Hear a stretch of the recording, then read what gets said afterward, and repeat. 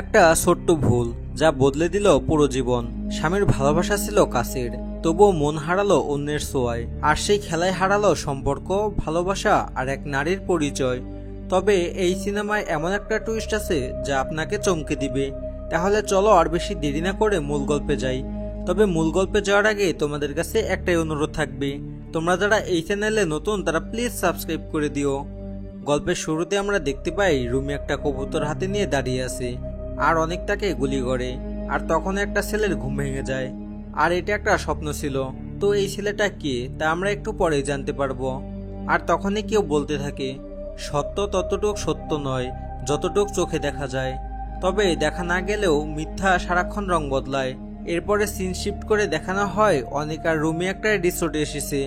আর সেখানকার কেয়ারটেকার বলতে থাকে, ব্যবসায় লাল বাতি চলে গেছে, দেশের যে অবস্থা, আর তার উপরে বন্যা, লোকজন একেবারেই আসে না। এরপরে তারা রুমে আসে এবং রুমে আসতে না আসতেই রুমি রাগ করে রুম থেকে বাইরে চলে যায়। আর অনেকও পিছু পিছু যায়। তখন রুমি বলে, এই প্রথমবার আমরা কোথাও ঘুরতে আসছি, একটা ভালো রুম বুক করতে পারতা। অনেক বলে, কোন রুমে আসি এটা বিষয় না, প্রকৃতিটা একবার এনজয় করো, প্রকৃতিটা কতটা সুন্দর দেখো। তার পাশে একটা লোক বসে পেন্টিং করছিল, আর ওনার নাম হলো প্রফেসর। তারপরে অনেক আর রুমি তাদের রুমে চলে যায়। তারপর আমরা দেখি এক মহিলাকে, যে ওই প্রফেসরের স্ত্রী। সে বলে, আমাকে দেওয়ার মতো সময় কি তোমার আছে? তখন প্রফেসর বলে, এরকম সুন্দর পরিবেশে আসলে আমার ভেতরের শিল্পী সত্তাটা জেগে ওঠে। তখন তার স্ত্রী বলে, হাঁটুর বয়সী মেয়েদের সাথে ফুর্তি করতে তো তোমার কোনো ঝামেলা হয় না। তখন প্রফেসর তার স্ত্রীকে ঘুম পাড়ানোর ইঞ্জেকশন দিয়ে ঘুম পাড়িয়ে দেয়। এরপরে সিন পাল্টায় এবং আমরা আজিজকে দেখতে পাই, যে ছিল অনিকের ভাই। এরপর আবারও সিন পাল্টায়, আমরা দেখতে পাই অনিক আর রুমি একটা টেবিলে বসে আছে। আর তখন প্রফেসর উপর থেকে রুমির দিকে তাকিয়ে আছে। দুজন একে অপরের দিকে বারবার তাকাচ্ছিল। তখন অনিক বলে, তোমাকে না বললাম এই ধরনের ড্রেস পরে বাইরে আসবে না? তখন রুমি বলে, তাহলে রুমে গিয়ে বোরখাটা পরে আসি। এটা বলে সে রাগ করে চলে যায়। তারপর আমরা দেখি রুমি একটা ব্রেঞ্চে একা বসে আছে আর কান্না করছে। তখন প্রফেসর আসে। তখন প্রফেসর তাকে একটা রুমাল দেয়। তার সাথে রুমি অনেকক্ষণ যাবৎ কথা বলে এবং একসময় প্রফেসর তার পকেট থেকে ফোনটা বের করে রুমির হাতে দেয়। আর রুমি তাকে তার ফোন নাম্বারটা দিয়ে দেয়। এরপরে সিন শিফট করে আর আমরা দেখতে পাই একটা মহিলা সুইমিং পুলে একা বসে আছে। আর প্রফেসর তার স্ত্রীকে ঘুম পাড়িয়ে রুমিকে ফোন দেয়। আর তখন তারা অনেকক্ষণ কথা বলে। একটু পরে প্রফেসর সুইমিং পুলে ড্রিঙ্কস করছিল, আর তখনই সেখানে রুমি আসে আর তারা একসাথে গল্প করতে থাকে। একসময় প্রফেসর রুমিকে হাক করতে যাবে, তখন ওই প্রফেসরের স্ত্রী সেখানে চলে আসে আর সে এসব দেখে রাগ করে চলে যায়। তখন সিন শিফট করে দেখানো হয় আজিজ আর তার গার্লফ্রেন্ডকে। তখন আজিজ বলে, কই যাচ্ছ? তার গার্লফ্রেন্ড বলে, এক্সিবিশনের জন্য প্রিন্টিংগুলো স্যারকে দেখাতে যাচ্ছি। তখন আজিজ বলে, তোমার ফোনটা দিয়ে যাও। তার গার্লফ্রেন্ড বলে, কেন, তোমার ফোনটা কি হয়েছে? আজিজ বলে, আমার ফোনে চার্জ শেষ হয়ে গেছে। তখন আবারও সিন শিফট করে প্রফেসরের স্ত্রীকে দেখানো হয়। সে প্রফেসরকে বলে, তুই একটা কুত্তার বাচ্চা, এই যে বাড়ি গাড়ি মদ এসব যে ফুটানি করতেছিস সবই আমার বাবা দিয়েছে, আর এই প্রফেসরের চাকরিটাও আমার বাবাই নিয়ে দিয়েছে, এইসব কিছু ভুলে গেছিস না? তখন প্রফেসর বলে, আমার সবকিছু মনে থাকে, শুধু তোমাকেই মনে থাকে না। তখন প্রফেসর আবারও তার স্ত্রীকে ইঞ্জেকশন দিয়ে ঘুম পাড়িয়ে দেয়। এরপরে আমরা দেখি অনেক আর রুমি বাইরে বসে আছে। তখন অনেক রুমিকে অনেকগুলো ফুল দেয় আর রুমি ফুলগুলো পেয়ে অনেকটা খুশি হয়ে যায়। তখন প্রফেসর একটা গহনার বাক্স নিয়ে সেখানে আসে। সেখানে অনেককে দেখে সে চলে যায়। অনেক রুমিকে বলে, এই লোকটা কি যে বারবার তোমাকে ফলো করছে? তখন রুমি বলে, আমি জানি না এটা কি, আর তুমি কি আমাকে সন্দেহ করছো? রুমি তখন রাগ করে ফুলগুলো ফেলে দেয় আর সেখান থেকে চলে যায়।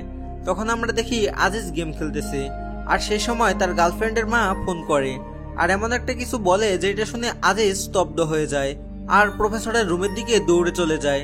তখন আবারও প্রফেসরকে দেখানো হয়, সে রুমিকে ফোন দেয় আর বলে, সাদা তুলোর মতো লাগছিল তোমাকে, বাতাস বইলে মনে হয় উড়ে যাবে। আর রুমি বলে, তুমি কিন্তু অনেক দুষ্ট, আর কালকে অনেক রিসোর্ট থেকে একদিনের জন্য বাইরে যাবে, তাই কালকের জন্য আমি শুধু তোমার।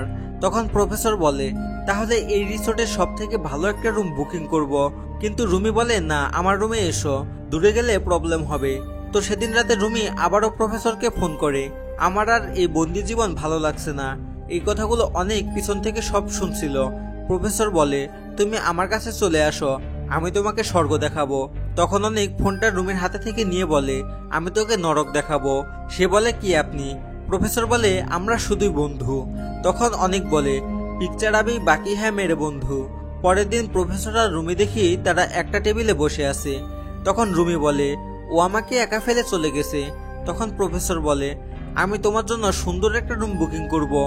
রুমি বলে, না, হঠাৎ করে রুম ভাড়া করলে লোকজন সন্দেহ করবে, তার চেয়ে ভালো আমার রুমে যাই। এরপরে আবারও দেখানো হয় আজিজ প্রফেসরের রুমে গেলে দেখতে পায় প্রফেসর তার গার্লফ্রেন্ডের সাথে জোরপূর্বক খারাপ কাজ করার চেষ্টা করছে, আর তখনই আজিজ দেখে ফেলে। এরপরে সিন পরিবর্তন করে আবারও রুমিকে দেখানো হয় সে যখন রুমে যাচ্ছিল তখন সেই রিসোর্টের কেয়ারটেকার সেইটা ভিডিও করে। এরপরে প্রফেসর আর রুমি যখন রুমে যায় আর একে অপরকে হাক করে, তখন ওই বাইরে থেকে কেউ দরজায় নক করে। এরপরে আবারও সেই আগের সিন দেখানো হয়।